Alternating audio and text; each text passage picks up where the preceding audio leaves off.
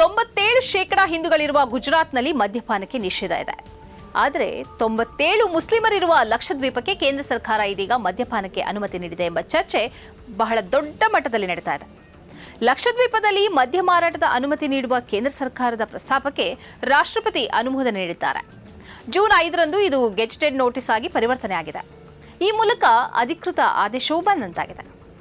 1979ರಿಂದ ಲಕ್ಷದ್ವೀಪದಲ್ಲಿ ಮದ್ಯಪಾನಕ್ಕೆ ನಿಷೇಧ ಇದೆ. ಮದ್ಯ ಮಾರಾಟ ಮಾಡುವಂತಿಲ್ಲ, ತಯಾರಿಸುವಂತಿಲ್ಲ, ಆಮದು ಕೂಡ ಮಾಡಿಕೊಳ್ಳುವಂತಿಲ್ಲ, ಸೇವಿಸುವಂತೆಯೂ ಇಲ್ಲ. 47 ವರ್ಷಗಳ ಬಳಿಕ ಇದೀಗ ಮದ್ಯಪಾನಕ್ಕೆ ಅನುಮತಿಯನ್ನು ನೀಡಲಾಗಿರುವುದು ತೀವ್ರ ಪ್ರಶ್ನೆಗೆ ಒಳಗಾಗಿದೆ. ಅಲ್ಲಿನ ಜನಪ್ರತಿನಿಧಿಗಳಾದ ಹಮ್ದುಲ್ಲಾ ಸಹೀದ್ ಮತ್ತು ಮೊಹಮ್ಮದ್ ಫೈಸಲ್ ಇದನ್ನು ತೀವ್ರವಾಗಿ ವಿರೋಧಿಸಿದ್ದಾರೆ. ಸ್ಥಳೀಯರ ಅಭಿಪ್ರಾಯ ಪಡೆಯದೆ, ಅವರನ್ನ ವಿಶ್ವಾಸಕ್ಕೆ ಪಡ್ಕೊಳ್ಳದೆ ಈ ನಿರ್ಧಾರವನ್ನು ತಾಳಲಾಗಿದೆ ಅಂತ ಅವರು ಆರೋಪಿಸ್ತಾ ಇದ್ದಾರೆ. ಸರ್ಕಾರ ತನ್ನ ನಡೆಯನ್ನ ಸಮರ್ಥಿಸ್ತಾ ಇದೆ. ಲಕ್ಷದ್ವೀಪವನ್ನ ಮಾಲ್ಡೀವ್ಸ್ಗೆ ಪರ್ಯಾಯವಾಗಿ ಕಟ್ಟಬೇಕಾದ್ರೆ ಮದ್ಯಪಾನಕ್ಕೆ ಅವಕಾಶ ಇರಬೇಕಾಗತ್ತೆ. ಪ್ರವಾಸೋದ್ಯಮ ಗಟ್ಟಿಗೊಳ್ಳಬೇಕಾದ್ರೆ ಮದ್ಯ ಬೇಕು. ವಿದೇಶಿಯರು ಬರಬೇಕಾದ್ರೆ ಮದ್ಯದ ಸರಬರಾಜು ಇರಲೇಬೇಕು ಎಂಬ ವಾದ ಇದೆ. ಇದೇ ವೇಳೆ ಮಾಲ್ಡೀವ್ಸ್ನಲ್ಲಿ ಮದ್ಯಪಾನಕ್ಕೆ ಇರುವ ಅವಕಾಶ ಅತ್ಯಂತ ಸೀಮಿತ. ಅತ್ಯಂತ ಕಟ್ಟುನಿಟ್ಟಿನ ನಿಯಮಗಳು ಮಾಲ್ಡೀವ್ಸ್ನಲ್ಲಿ ಇದೆ. ಸ್ಥಳೀಯ ಮುಸ್ಲಿಮರಿಗೆ ಮದ್ಯ ಸೇವಿಸುವುದು ಕಾನೂನು ಬಾಹಿರ ಅಪರಾಧ. ಪ್ರವಾಸಿಗರು ಕೂಡ ಮದ್ಯವನ್ನ ಜೊತೆಗೆ ತರುವಂತಿಲ್ಲ, ಖರೀದಿಸುವಂತಿಲ್ಲ. ಗೆಸ್ಟ್ ಹೌಸ್, ರೆಸ್ಟೋರೆಂಟ್ ಮತ್ತು ಸಾರ್ವಜನಿಕ ಸ್ಥಳಗಳಲ್ಲಿ ಮದ್ಯ ಲಭ್ಯ ಇರೋದಿಲ್ಲ.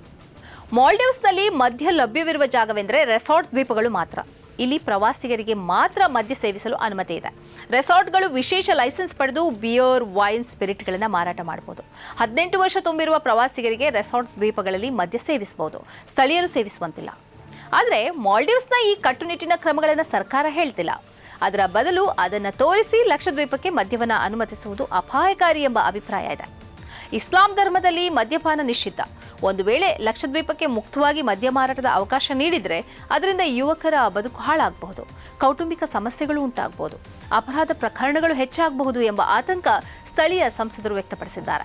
ಹೊಸ ಕಾಯ್ದೆಯು ಮದ್ಯ ತಯಾರಿಕೆ, ಮಾರಾಟ ಮತ್ತು ಆಮದಿಗೆ ಅನುಮತಿಸುತ್ತದೆ. 2021 ಮತ್ತು 2023ರಲ್ಲಿ ಇದೇ ವಿಷಯಕ್ಕೆ ಸಂಬಂಧಿಸಿದಂತೆ ಪ್ರತಿಭಟನೆಗಳು ನಡೆದಿದ್ದವು.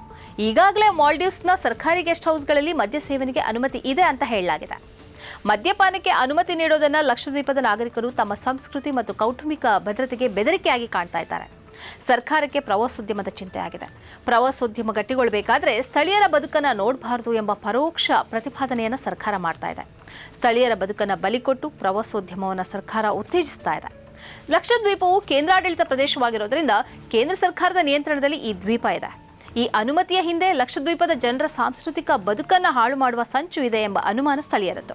ಪ್ರವಾಸೋದ್ಯಮದ ನೆಪದಲ್ಲಿ ಸ್ಥಳೀಯರ ಬದುಕನ್ನು ಮೂರಾಬಟ್ಟೆ ಮಾಡಲಾಗ್ತಾ ಇದೆ ಎಂಬ ಆರೋಪ ಸ್ಥಳೀಯರದ್ದು.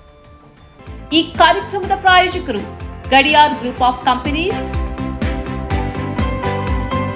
Specialised in piling and shoring, engineering consultancy, fire fighting, steel structures, real estate.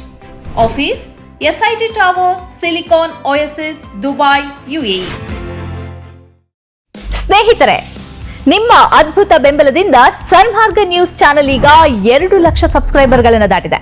ಇದು ನಮ್ಮ ಯಶಸ್ಸಲ್ಲ, ಇದು ನಿಮ್ಮ ಯಶಸ್ಸು. ನಮ್ಮ ಮುಂದಿನ ಗುರಿ 4 ಲಕ್ಷ. ಇದು ಕಷ್ಟವಲ್ಲ. ನೀವು ಮಾಡಬೇಕಾದದ್ದು ಸಿಂಪಲ್.